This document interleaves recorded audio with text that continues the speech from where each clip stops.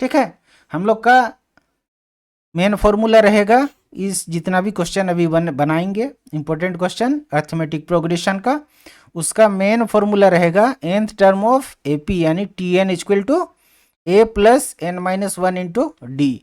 इस फॉर्मूला को ध्यान में रखेंगे। ठीक है, तो चलिए शुरू करते हैं। हम लोग का पहला क्वेश्चन है क्या, find the 10th term of sequence. इसमें दिया हुआ है 10, 5, 0, -5, -10। तो इसमें सबसे पहले क्या दिया हुआ है उसको हम लोग लिख लेते हैं। जैसे क्या है 10th टर्म, ठीक है, यानी 10th टर्म दिया हुआ है यानी n इक्वल टू कितना है हम लोग का 10।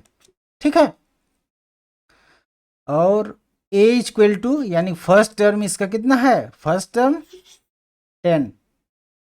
ठीक है, उसके बाद क्या दिया हुआ है हम लोग का d निकाल सकते हैं। d यानी कॉमन डिफरेंस क्या होता है उसका formula, second term minus first term.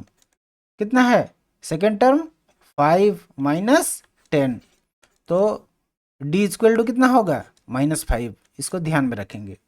हम लोग का क्वेश्चन क्या पूछा है 10th टर्म ऑफ सीक्वेंस, यानी इसका जो 10वां पद है उसको निकालना है, 10वां पद ज्ञात करना है। तो T10 हमको निकालना है। ठीक है, तो हम लोग क्या फॉर्मूला बताए थे,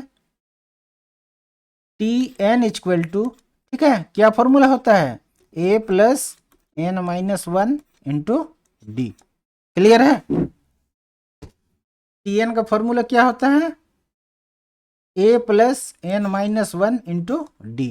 ठीक है, तो n इक्वल टू हम लोग को दिया है कितना 10, यानी T10 दिया हुआ है। ठीक है, T10 दिया हुआ है, हम लोग का फॉर्मूला है ये। ठीक है, a plus N minus one into D. तो a के जगह में हम लोग क्या लिख सकते हैं 10 लिख सकते हैं, प्लस n के जगह में क्या है 10। ठीक है, यानी 10th टर्म कहा गया है, n इक्वल टू 10 है, -1 और d का वैल्यू कितना है -5। तो -5 हम लोग इसको सिंपल लिख देंगे। तो T10 इक्वल टू क्या होगा 10 प्लस इसको लेस करेंगे तो 9 इंटू -5। ठीक है, तो 10 प्लस अगर इसको मल्टीप्लाई करते हैं तो कितना आएगा -45।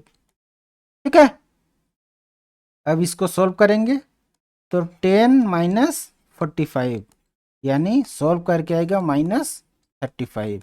ये क्या है, ये हम लोग का 10th टर्म है। ठीक है, तो ये हम लोग का आंसर हो गया।